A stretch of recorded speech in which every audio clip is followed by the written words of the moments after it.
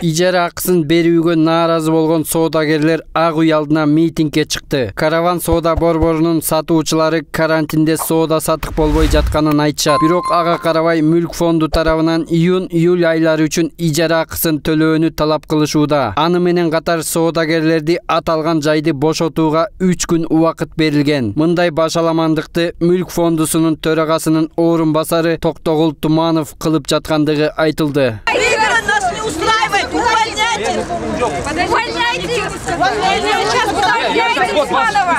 Жыйырма күн чыкпай туруп чыкса кантип мен полный процент мен төлөйм аренданы. Ал бир. Аренданы бергенден дагы 3 күнүн ичинде караванды аспа бер дейт. Неге аспабайт этебиз? Караванды биз ичин сатып алганбыз.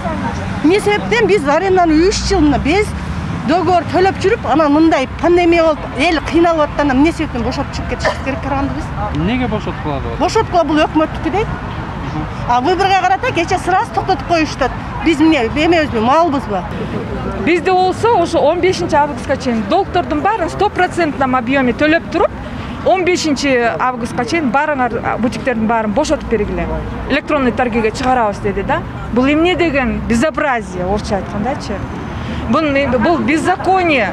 Кандай биз баарыбыз көчөдө калган атпайбызбы?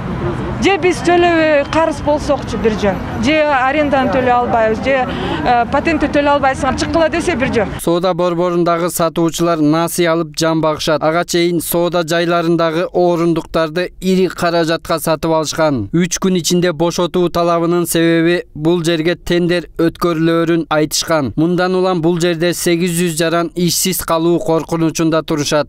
Мен жалгыз бой энемин. Мен балам 3тө. Бүгүнкү күндө биз каравандан чыгып кеткиле деп. Биз какка барабыз? Эмне кылабыз? Балдарды ким багат? Мен квартирада турам, мен квартирамды да төлөшүм керек. Биздин сөзүбүздү ким угат? Ким берет бизге акчаны? Бизге пособие берип атабы? Мамлекет берген жок. Эмнеге биз чыгып кетишибиз керек? Биз кызылдай акчага сатып алганбыз ал жерде. Биз эмнеге чыгышыбыз керек? Силер өзүңөр ойлоңгулачы. Эмнеге биз жолдо калышыбыз керек балдарыбыз менен? Ким багат бизди? Торговый центрда көп эле аялдар, анан жолдо күйөөлөрү жок аялдар иштешет. 3төн 4төн балдары бар, кредиттери бар. Мына мен өзүмдүн дагы ошол 2010-жылкы жана революция деп аталган 7 апрель күнү талап ийген өкмөттүн азыр эмгичи менен кредит төлөп атам. Ошондуктан биздин президентке кайрылуубуз, биздин көйгөйүбүздү өзүңүз чечип бериңиз.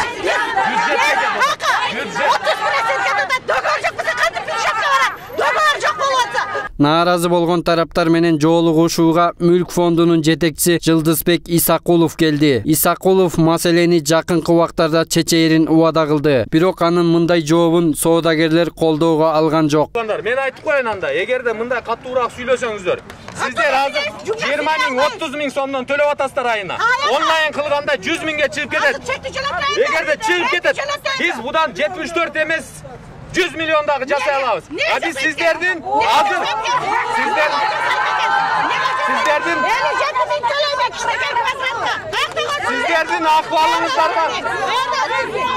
сиздердин акыбалыңыздарга кирем деп атам мен. Каравандын общий площади 1000 квадрат жерден эч жактан 74 миллион прибыль алып келбейт.